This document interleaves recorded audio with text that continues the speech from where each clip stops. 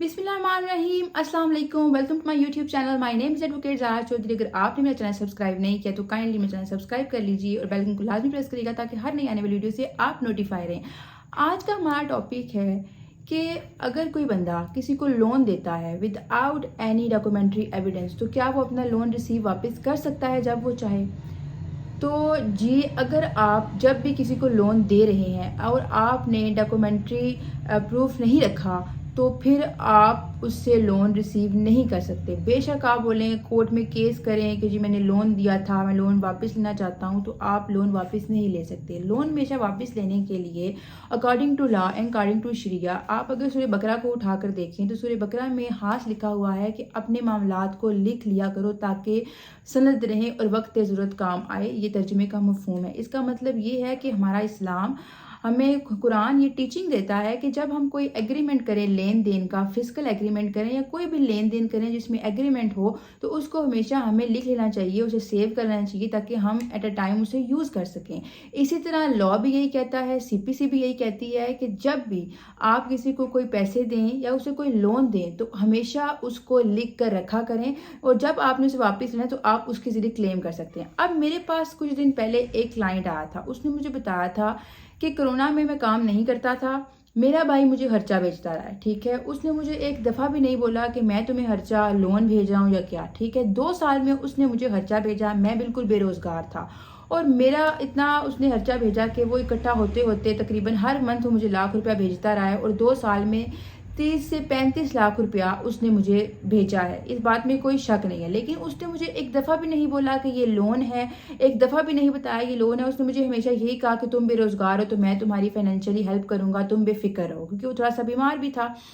अब वो पैसे लेता रहा है, अब उसके हालात अचानक से अच्छे हुए हैं। पता नहीं कोई उसकी प्रॉपर्टी थी वो उसको मिली है, उसने सेल किया, उसको काफ़ी अच्छे पैसे मिल गए हैं। तो अब उसका भाई कह रहा है कि मुझे पैसे वापस करो। वो कहता है कि मेरा और मेरे भाई का ऐसा कोई एग्रीमेंट नहीं था जिस पे लिखा हो कि मैं उनको पैसे वापस करूँगा और मेरी ना नीयत थी उनसे कर्ज़ा लेने की, ना उनकी नीयत थी मुझे कर्ज़ा देने की। लेकिन अब मेरे पैसे देख के वो कह रहे हैं कि मैंने तुम्हें इतने पैसे भेजे थे, मुझे वापस करो।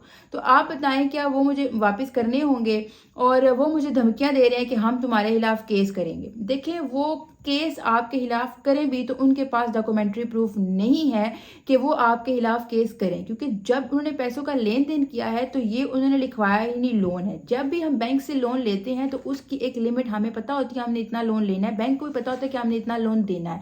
या जब भी कभी हम किसी दूसरे बंदे से लोन लेते हैं तो हमारे दरमियान एक अमाउंट डिटर्मिन होती है, उसकी बेस पे हम एग्रीमेंट करते हैं। इसमें अमाउंट डिटर्मिन नहीं है, वो अपनी मर्जी से खर्चा बेचते थे, कभी कम कभी ज्यादा, और उन्होंने खर्चा आपको भेजा है प्यार लव एंड अफेक्शन में, लेकिन अब वो कह रहे हैं कि जी हमें वापस करें। तो वापस वाला तो सीन नहीं है। अगर वो केस भी करते हैं तो उनका केस बहुत ही वीक होगा।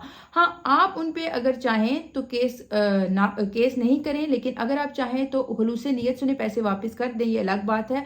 लेकिन वो केस कर भी आपसे पैसे वापस नहीं ले सकते, क्योंकि उन्होंने देते वक्त ना इसको लोन का, ना इसमें कोई एग्रीमेंट रखा, ना इसमें वापसी की कोई वजह बताई कि मैं इस तरह वापस लूंगा। क्योंकि अगर लोन होता तो ये भी उतना ही लोन लेते जितना ये दे सकते थे। तो इट डज मीन कि दिस इज नॉट लोन।